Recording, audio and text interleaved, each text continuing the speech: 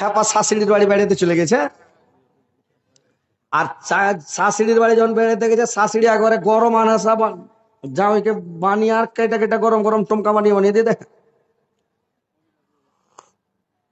এই জামাই খেপা জামাই, মানে শাশুড়ির বাড়ির আনহাসা পেয়ে যে একদম বাড়কা বাড়কা টমকা মুখে ভরতে। আর যেমন মুখে ভরেছে আর তালু পড়তে শুরু হয়েছে, জিভে পড়ে চলেছে। শাশুড়ি আগা দিকে খাড়ি আছে, ফেলতে পারে না, কবে যে এক কোষের বাটা কতখানি ভরেছে, ফেলে দিলে। গিলতে পারে না, যে লাড়ি ভুড়ি সব পুড়ে যেত, মরে যাবো, ও গিলে না ডরে। ফেলতে পারে না, গিলতে পারে না, আর মুখে করে থাকতে পারে না, মানে একবার এই চা হলে করছে, একবার এই চা হলে করছে। দেয়া লাস্টে কি কথাটা কাটাবে, তখন ওপরে মুড়ি করে কইছে, মা এগুলা কোন দাসের কোড়া?